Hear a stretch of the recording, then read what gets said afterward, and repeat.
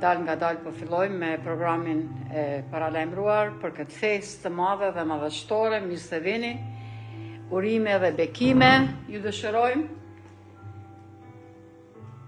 Domethënia e Pashkëve dhe sipas Biblës si duhet festuar, pra kjo festë e madhe fitores, ringjallja e Jezusit, më e madhja fitore kurdoherë në planetin Tokë. Pra është lutja e përbashkët dhe unë do ta e kthej tani Knej që të shihemi pak për një moment. Pra, përshëndetje, ju dëshiroj edhe kështu live, ju dëshiroj mirëseardhje dhe na vjen mirë që jemi prapë së bashku nga Bashkia Adventiste Ditës 7. Kërkojmë prezencën e Zotit, e përulim kokën dhe e lutemi së bashku. O Zoti i Madh Gjithëpërshtetshëm, është festa më e madhe që ka ndodhur ndonjëherë në planetin tonë.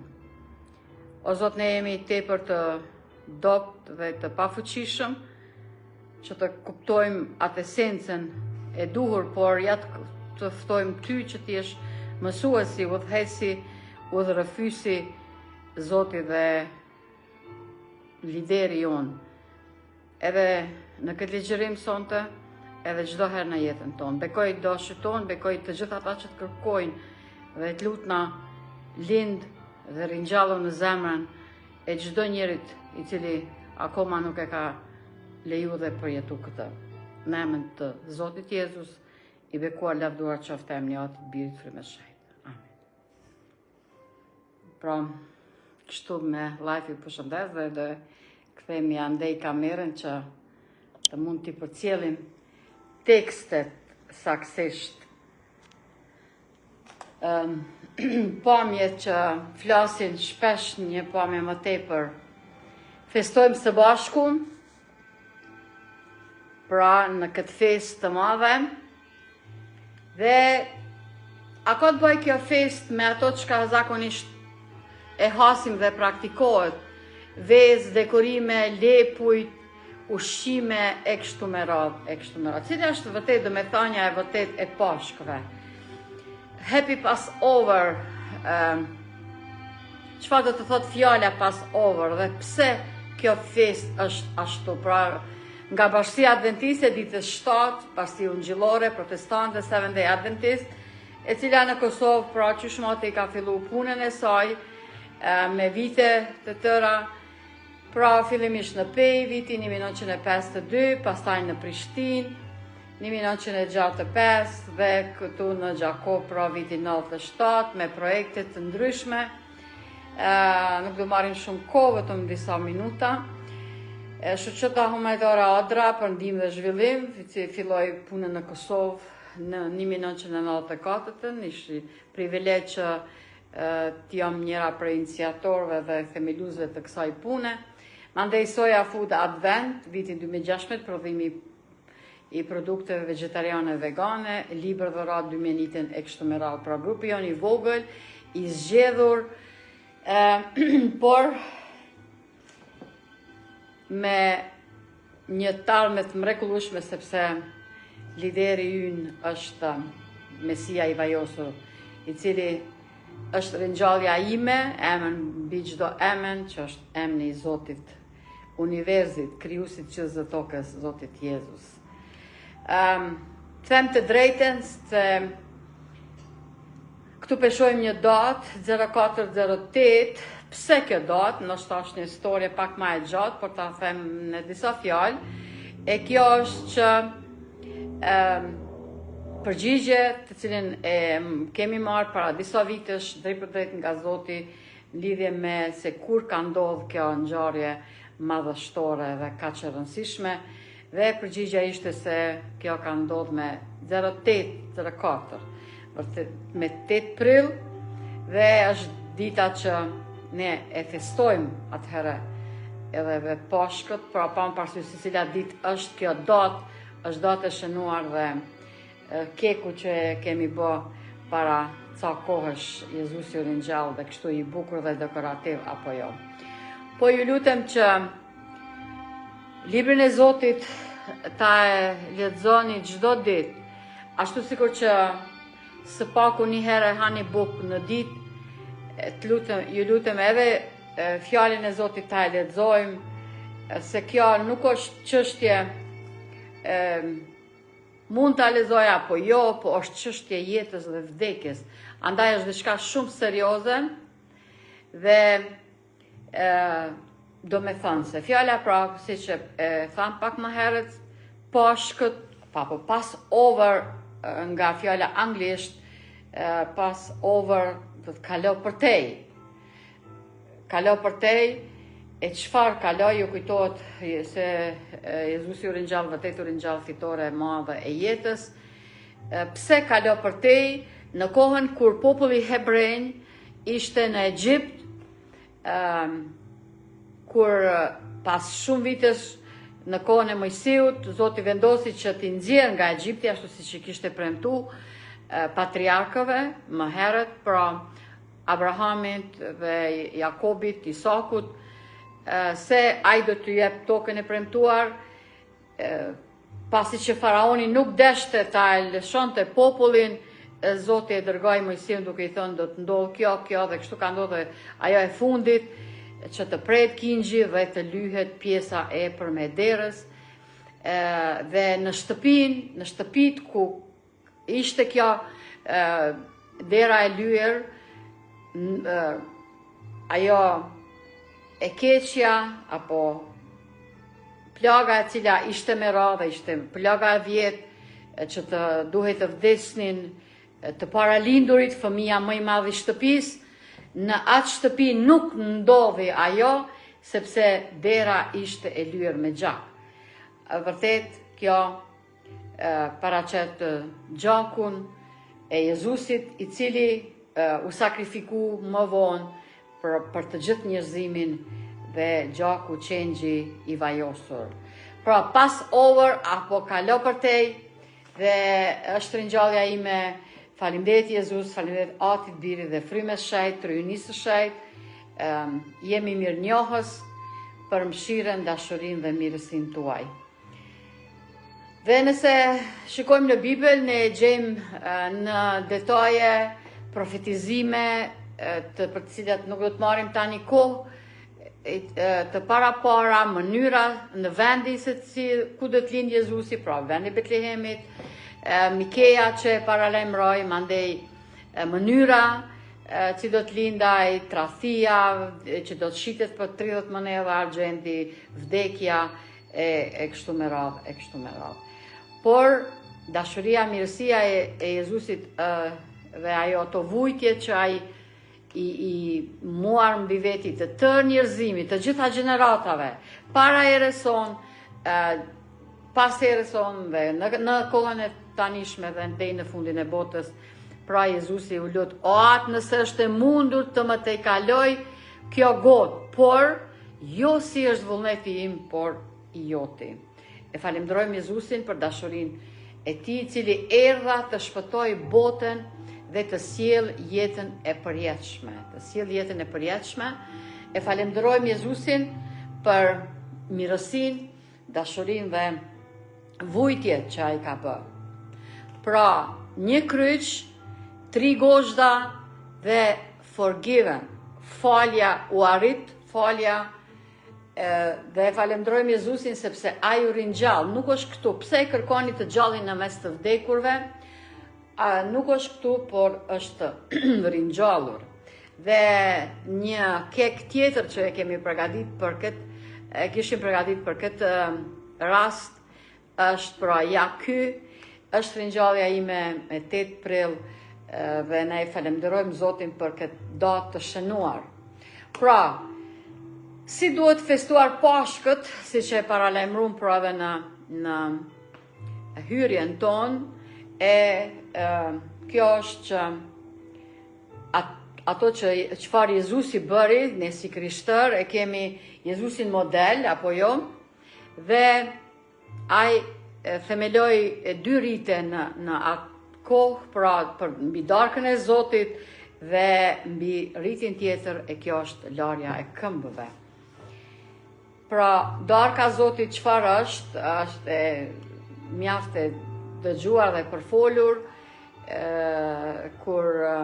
koha kur Jezusi vdiq, që ne të jetojmë dhe fitoria që ai e korri me ringjalljen e vet.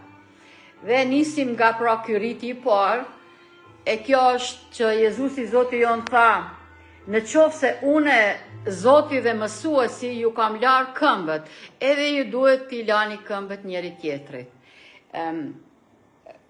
Kjo çështje saktësisht edhe në këtë kohën e fundit, kohë pas kohë mund të dëgjohet dhe në për disa institucione kisha, ka që ka një herë e bëjnë kleriku, priftat, i mbledhin disa njerëz dhe i lajnë sikur që Jezusi ju ka lënë. Saktësisht Bibla, Jezusi thot, ju duhet t'i lani këmbët njëri tjetri, jo një person, kush do të qoftë ai, që t'i lanë këmbët të tjerëve. Larja e këmbëve është një rit të cilin Jezusi e vendosi tani pra, pak para Pashkës, atë natë kur ai pati darkën e fundit, para darkës, i lau këmbët dhe tha, ashtu si që bëra une, të bëni edhe ju, mund të lexoni tek Gjoni, kapitulli 13, i tërë ky kapitull e trajton këtë çështje. Pra, duhet të lajnë motra me motrën, vllau me vllau, bashorti me bashortën, apo personat cilët i kemi të afërt. Është riti përërsisë, i shërbimit dhe i pajtimit.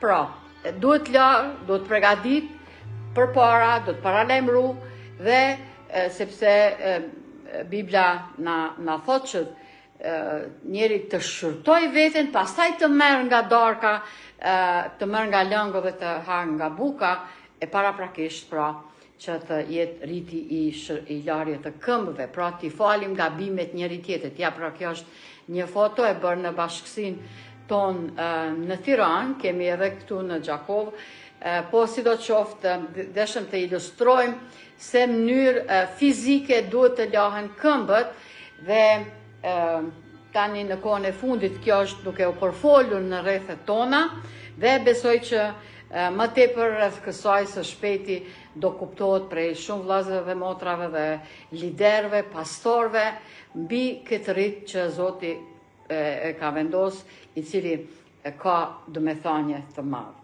Pas larjes së këmbëve, është riti tjetër, ju e dini që Jezusi ka themelu pagëzimi, i cili është i njohur dhe shumë i domosdoshëm dhe i nevojshëm, po përveç pagëzimit i cili dihet dhe praktikohet dhe lavdi Zotit për ato, ekzistojnë edhe këto dy rite, saktësisht ky pari larja e këmbëve, i cili është me vete dhe shumë domethënës, pastaj është marrja e lëngut dhe bukës, që janë, Jezusi ka thënë, kjo bukë është trupi im që është dhënë për ju, bëni këtë në përkujtimin tim, kjo kupë është bislidhja ime e re në gjakun tim që është derdhur për ju. Pra, Jezusi është buka e jetës dhe kjo bukë e simbolizon trupin e tij, i cili është thy për ne, o derdh për ne, dhe kupa e cila e simbolizon gjakun e tij. Pra, diçka që ka shumë me rëndësi të ceket dhe shpresoj që së shpejti do të kuptohet në rrethet e shumë besimtarëve krishterë. Buka duhet të jetë elementet e bukës nga uji, mielli, vaj dhe kripa. Pra bukë pa tharm, pa maja. Këto janë simbole, pra atit, birit dhe frymes shajt dhe neve, ne jemi krypa apo jo. Uji është Zoti ati, mielli apo buka, Zoti Jezus dhe vaji fryma e shajt apo jo. Keni të njohura këto çështje, por ajo që ka është me rëndësi është të kuptohet që buka për darkën e Zotit duhet të jetë bukë pa tharm me këto tri vërtet 4 elemente që të jetë vërtet biblike, sepse jo me majaja është simbol i mkatit, Jezusi ka thonë keni kujdes nga majaja e farisenjve, sadukenjve, kështu me radhë, pak maja e fryn bukën, kurse kur kemi të bëj me simbolet, sa i përkasin Jezusi duhet të jenë pa asgjë, asnjë diçka çka është jashtë asaj, çka duhet qenë, pra e tëra natyrale dhe natyrshme. Gjithashtu edhe lëngu, ja kemi foton këtu e lëngut, lëngu i rushit duhet jetë lëngur i rushit i pa fermentuar, 0 alkohol, pa alkohol. Kjo duhet përgatit pra 1 herë në vjet, lëngu jo lëng i veçant, jo ajo që do të përdorim për familje, për musafirët, ahengjët apo diçka tjetër. Ajo nuk ka të bëjë me lëngun me ashtu po verën, siç është të na përkthyer, pra është lëng i rushit, fjala greke jo yin, lëng i rushit i pa fermentuar. Ndoshta këtu ka mendime pak edhe të ndara, por Biblia thotë mos e prish rushin, sepse bekimi është në të. Kur ai prishet apo fermentohet, ai më nuk është rush, sepse do bëhet alkohol, kurse alkoholi është diçka tjetër për cilët Biblia është jashtëzakonisht e qartë dhe transparente. Pra, duhet jetë lëngu buka pa tharm, kështu duhet festuar Pashkët.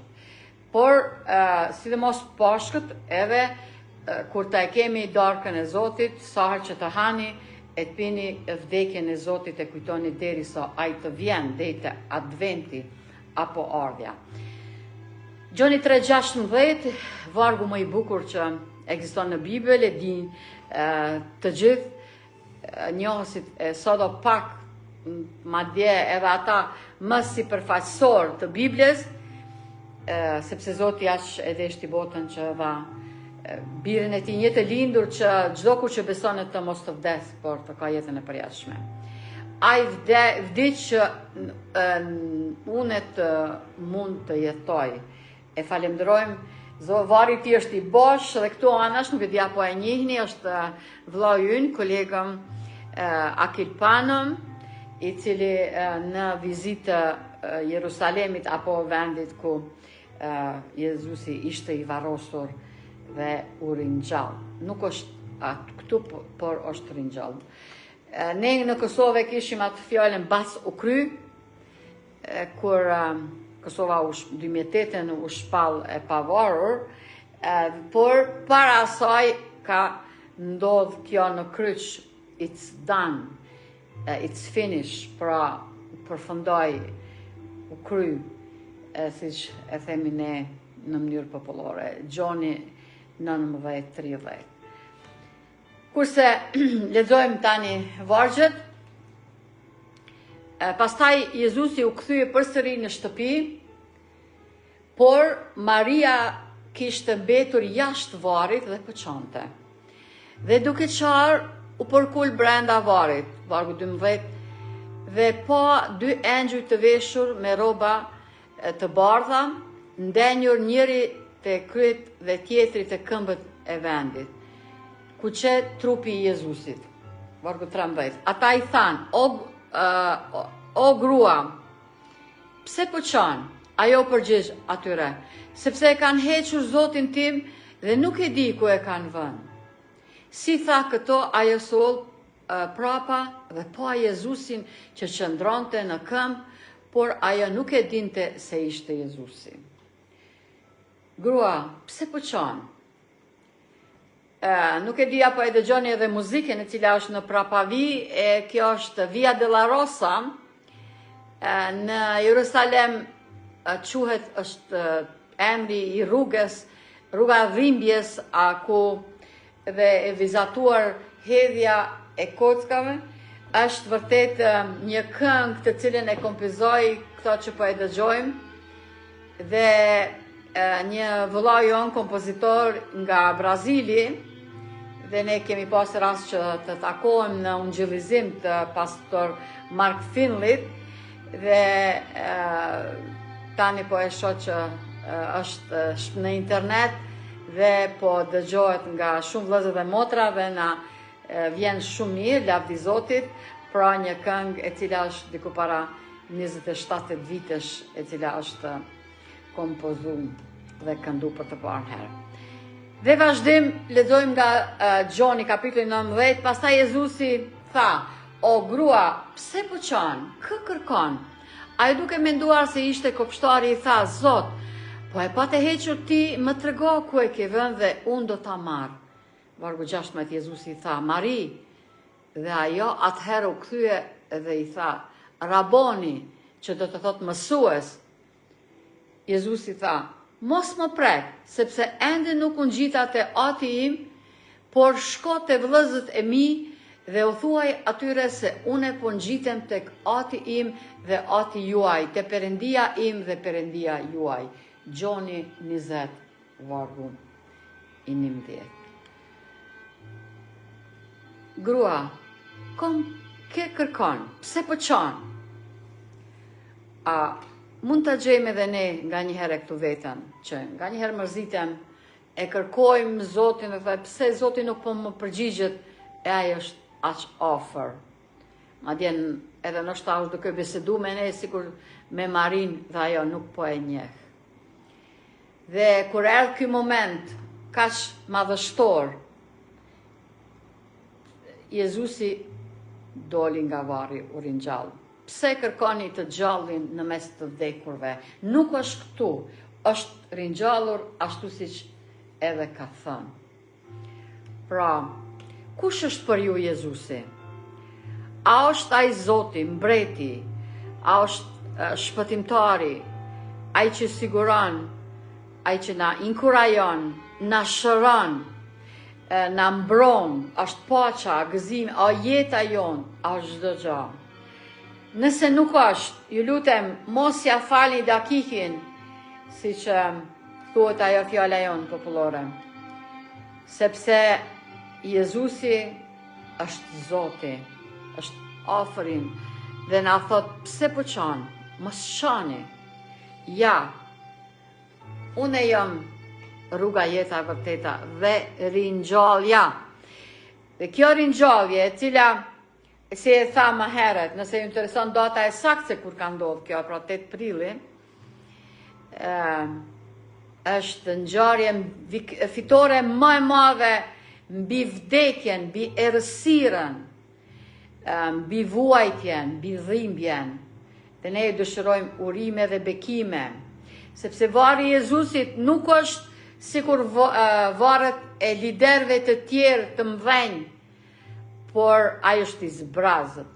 Ju mund t'i gjeni varret e këtyre liderëve tjerë që i kemi këtu përpara, por vetëm i Jezusit është i zbrazët. Jezusi u ringjall dhe ja pra data e saktë kur kjo ka ndodhur është me 8/4 dhe nëse doni, nëse jeni këtu diku afër, gjithmonë në këtë datë mund të vini të festoni bashkë me ne këtu në Gjakov. Kurse para Korintasve 15:12 thot, nëse Jezusi nuk u ringjall, i kot është besimi juaj, ju jeni akoma në mëkatet tuaja. Sikur mos kishte ndodhur kjo, sikur mos kishte ndodhur fitore mbi vdekjen, nuk ishte pas gjasa më për planetin ton. I tërë planeti kishim qenë të shkatruar, humbur, tretur, përjetësisht, por lavdi Zotit që nuk është ashtu. Lavdi Zotit që krijuesi i qiellit dhe tokës u bë Emanuel, erdhi, jetoi, u lind, jetoi, punoi, veproi dhe në fund korri fitoren. Pra, vdekja nuk mund ta mposhte atë burimin e jetës, i cili është vetë jeta. Dhe falenderojmë Jezusin për këtë ndërë dhe për parësi që në ai na ka thirrë. Dhe para se që ne kemi jetuar dhe ekzistuar, Jezusi ka bë këtë për ne. Dhe ne I falenderojmë. Para Korintas e kapitulli 15, janë këto vargje kaq bukura, besoj që I njehni dhe t'i lexojmë së bashku sepse I vërtet ja vlejnë. E para Korintas e 15:53, sepse ky trup që prishet duhet të vesh mos prishjen dhe ky I vdekshmi të vesh pa vdeksin. Dhe ky trup që prishet kur të vesh mos prishjen dhe ky I vdekshmi kur të vesh pa vdeksin. Atëherë do të realizohet fjala që është shkruar. Vdekja u përpi në fitore. O vdekje, ku është gjemba jote? Edhe gjemba e vdekjes është mëkati dhe fuqia e mëkatit është ligji. O varr, o ferr, ku është fitoria jote? Por ta falenderojmë Perëndin që na jep fitoren me anë të Zotit ton, Jezu Krisht. Këto janë vargjet të cilat I lexojmë shpesh në varreza, në vërrim të njerëzve që janë besimtarë. Më kujtohet, unë vetë I kisha lexuar, I pata lexuar në vdekjen kur vdiq mami im dhe kur ishte varrimi I saj. Se vdekja do të përpihet në fitore. Tani varri, ferri është pyetje me vete e cila akoma mjerisht nuk o kuptu vërtet si duhet. Biblia jep shpjegime, ka argumente të shumta dhe Biblia shpjegon vetë veten. E lexojeni dhe do e merrni përgjigjen sepse udhëheci jon është Mesia I vajosur.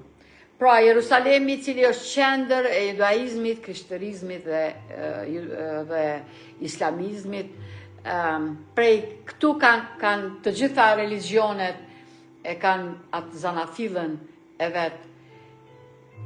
Dhe këtu ndodhi pikrisht ajo ngjarje kaq e madhe dhe madhështore e liderit krijuesit të qiellit dhe tokës të universit, Zotit Jezus, I cili I vetmi dhe vetëm Ai tha, unë jam ringjallja dhe jeta. Kush beson në mua, edhe nëse vdes, do të ka jetë të përjetshme. Edhe nëse vdes, do të ka jetë të përjetshme. Ringjallja e Jezusit është garancion I ringjalljes tonë. Andaj, edhe shpirtin. Është ringjallja ime. Jezusi tha, o atë fali ata sepse nuk dinë se çfarë bëjnë. Kisha adventiste ditës 7, pra është një foto që kam bë në Tiranë, në kishën adventiste atje, bashkësinën e themi bashkësia, apo kisha eklesia, bashkësim njëri me tjetrin dhe me Zotin. Të dashurit tonë, besoj që shumica nga ju që do ta shikoni këtë video në të ardhmen, kur do të qoftë, jeta është e shkurt. Andaj, mos mbaj I natë gjatë, fal shpejt, beso ngadalë, dashuro vërtet, qesh me shpirt dhe mbaj afër njerëz e mirë. Pra, nuk e din se cilin shkollë jeni.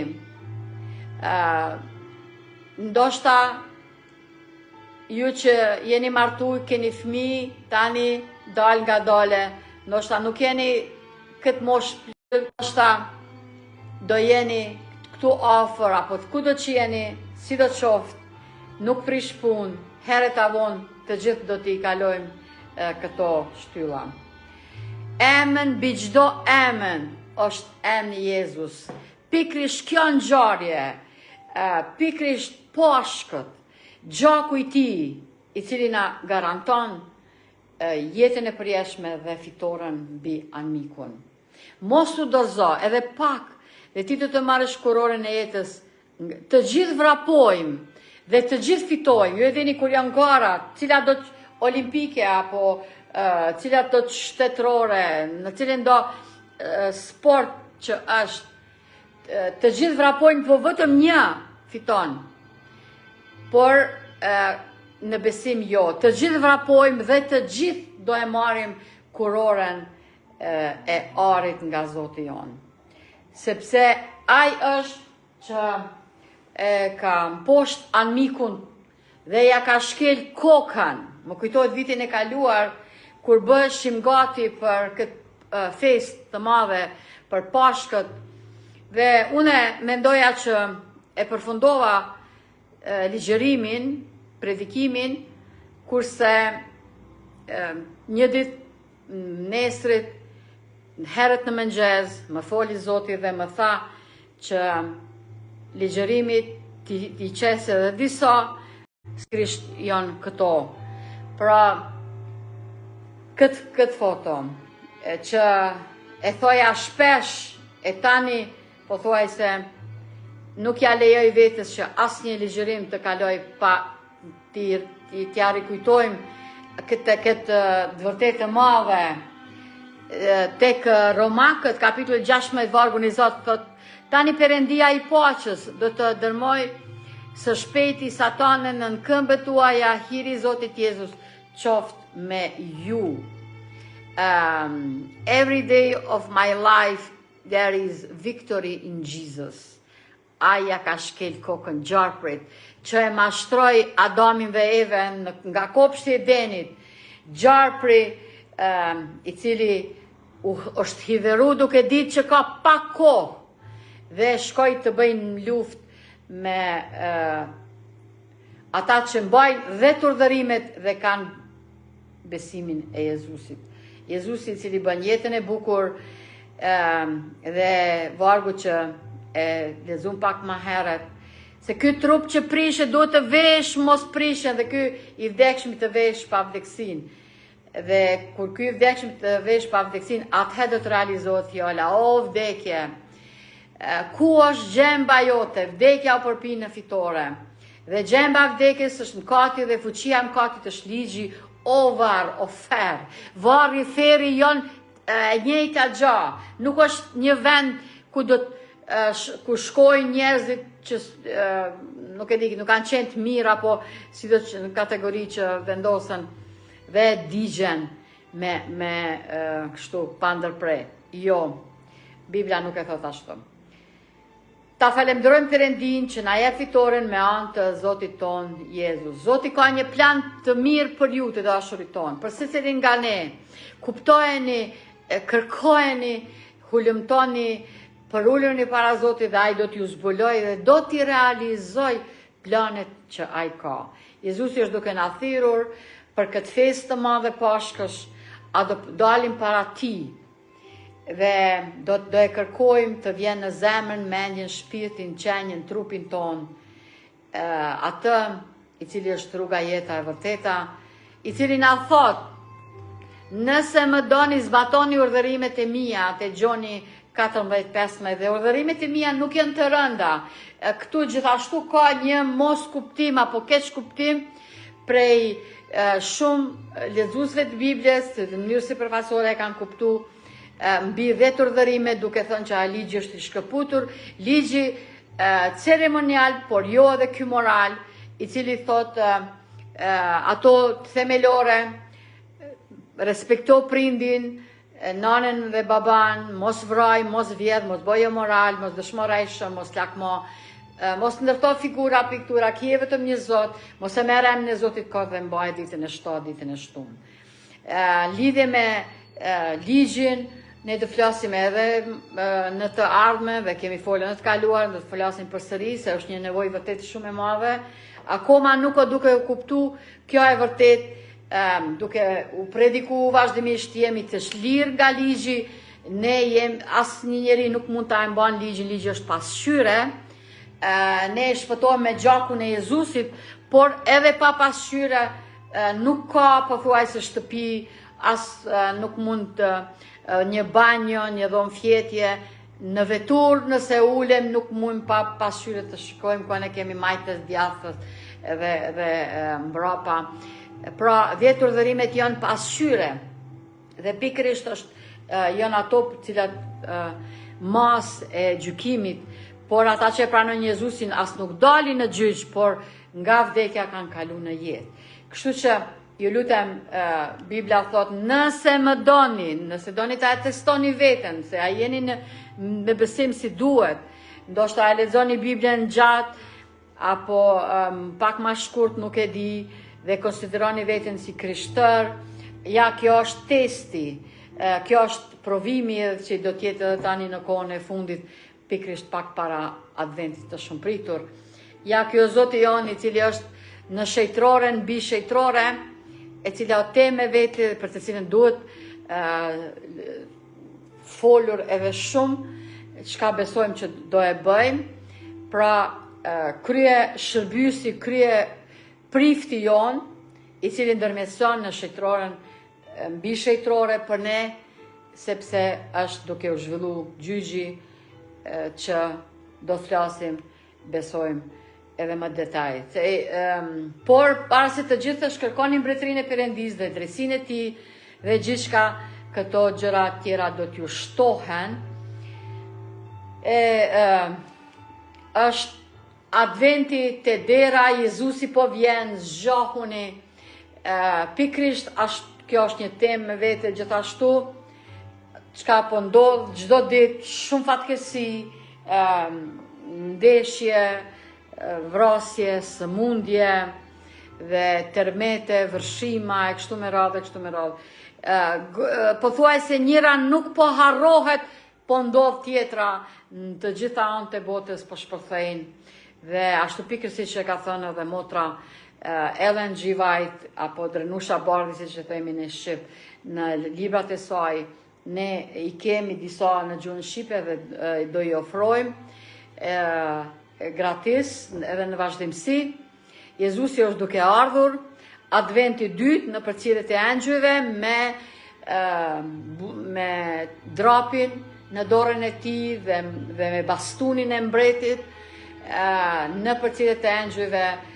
Pra ju përshëndesim nga Buja Roka, nuk e di a ka pyetje, nuk e kumvrej që këtu përshëndet një pyetje, por si do të qoftë jemi këtu.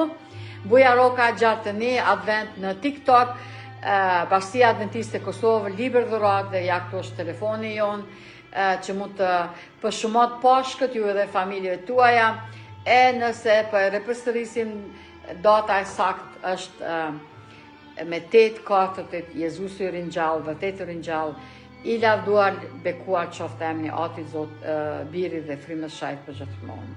Takohemi herën e ardhshme, Zot besoj shpejt, nuk do të lajmë kështu një kohë gjatë, sikur tani, dhe në fund unë ju ftoj që të lutemi bashkë dhe ja, edhe një herë kështu, e përullim kokën dhe lutemi. O Zoti i Madh Gjithëpërshtatshëm, faleminderit për këto të vërteta aq të thella dhe madhështore. Faleminderit që janë fjala jote, nuk janë e jona.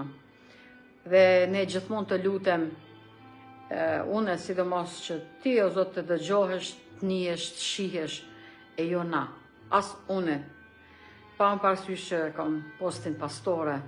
Ti je mësuesi jon, ti je ligjëruesi jon, udhëhesi dhe shpëtej. Faleminderit o Jezus, faleminderit për këtë fitore kaq të madhe, i bekuar lavdor qoftë emri i Atit, Birit, Frymës Shajt. Eja në zemrat e çdo njerit që të kërkon, që përulet për teje. Faleminderit për përvoja, për mëshirën, dashurinë, mirësinë tënde. Ti o Zot na mëso, ti je mësuesi jon, dhe mos na lejo të çajmë si Maria.